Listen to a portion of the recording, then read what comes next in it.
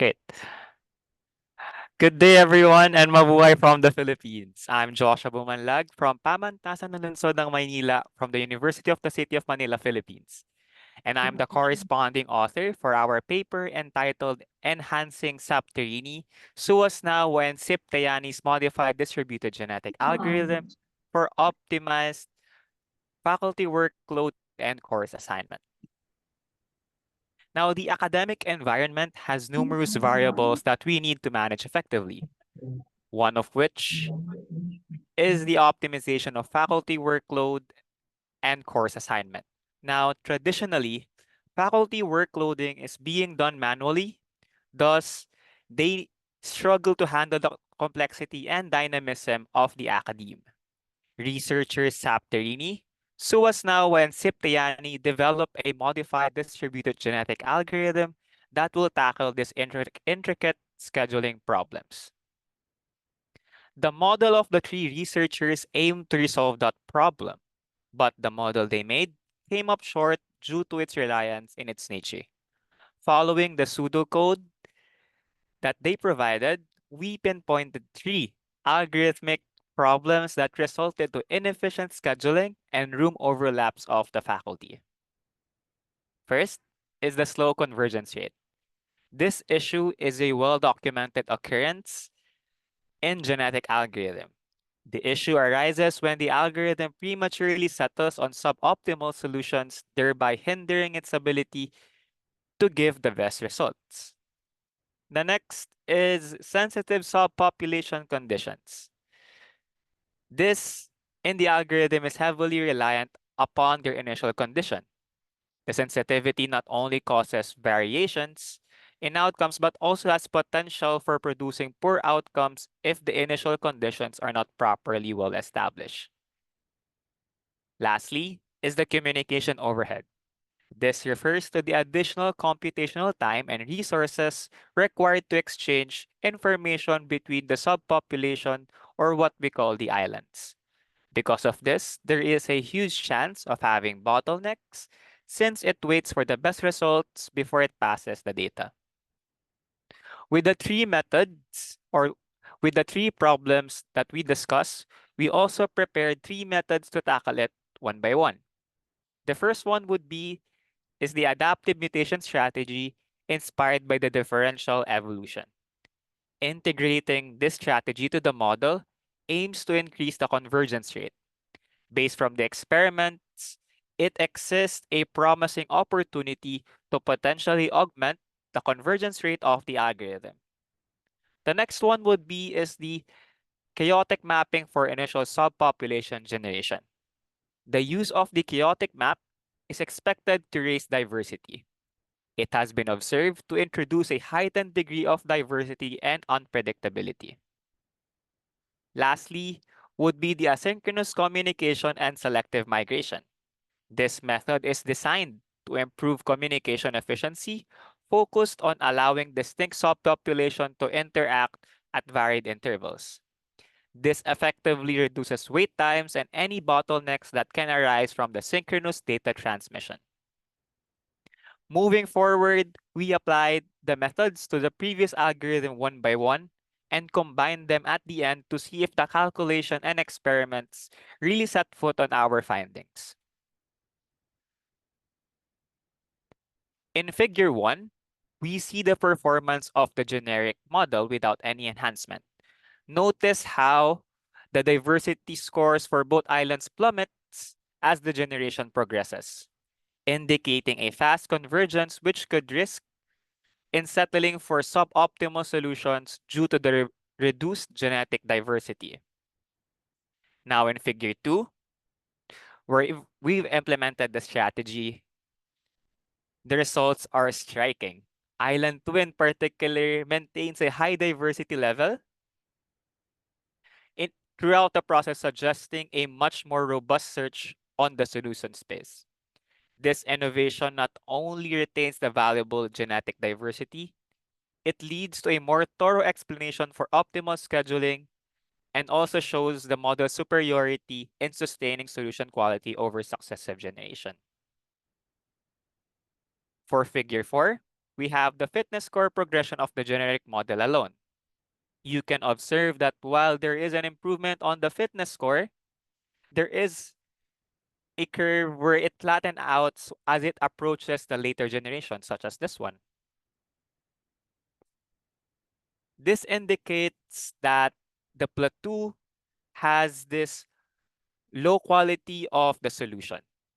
Moving towards the figure 5, where we introduce the chaotic mapping into the equation, this approach enriches the initial population diversity, leading to a more predict much more less predictable and more dynamic exploration of the fitness landscape.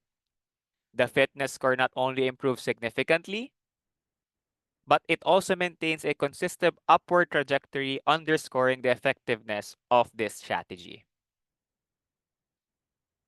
Lastly, is the figure 6, where we showcase the stark contrast in computational speed between the proposed enhancements and the model made by the three researchers. The proposed enhancement, which incorporates the asynchronous and communication selective migration, completes the task in 44.76 seconds, nearly half the time of the previous model, which is 84.27 seconds. The significant reduction in time by almost 50% is indicative that our enhancement removes any bottlenecks associated with the synchronous model. Moving towards the results where we've combined all the three methods mentioned is first, the figure 7, where we showcased the high diversity scores across all the islands. The diversity is essential for avoiding premature convergence and ensuring a broad search space. This is evident as the chart score starts from 1800 and plateau well over the baseline, suggesting a stable diversity throughout the evolutionary process. Figure 8 depicts a remarkable improvement in fitness score over the generation. Our model not only progresses rapidly, it showcases an impressive ascent in fitness levels. It also maintains this high level solution quality across all generations, which underscores efficiency and robustness of this approach. Finally, for figure 9, this clearly illustrates the dramatic enhancement in speed, which completes the task in only 4.84 seconds, comparing to the generic model, which is 84.27 seconds. This unprecedented acceleration in computational speed demonstrates our model's practicality for real-world application where time efficiency is paramount. Now, to conclude our modified distributed genetic algorithm, inspired by the three researchers, harnessing differential evolution and chaotic mapping, our algorithm ensures the robust genetic diversity, leading to a rapid and optimal solution. Its swift processing, almost halving the time of the previous algorithm, is pivotal for dynamic and academic and scheduling needs. The incorporation of asynchronous communication and selective migration underpins the efficiency, allowing for a seamless data exchange and focused and solution refinement. In essence, our enhancement for the educational sector offering a responsive and efficient scheduling tool, this paper and innovation are set to revolutionize the way institutions manage and optimize their most valuable asset, which is their faculty. Further research on the proposed algorithm is essentially to fully understand how specific enhancement affect its overall performance and effectiveness. Expanding the application of the algorithm is a variety of scheduling problems across different scenarios will illustrate its versatility and potential to broader impact. Additionally, another recommendation is the balance analysis between computational speed and solution accuracy in diverse environments. This will help refine the algorithm in enhancing its relevance for a wide array for practical optimization challenges. These are the references that we used for this paper. And before we end, if you guys want to try our application, you may scan the QR code or we may send the link here. And again, I'm Joshua Bumanlag from the Pamantasan Lungsod ng Manila, University of the City of Manila, Philippines. Thank you. And I'm open for some Q&A. Thank you so much, Joshua. Just a reminder, we have approximately 4 minutes for the Q&A. Anybody has a question? Joshua, if you may, were there any unexpected results or challenges that you have encountered during this study?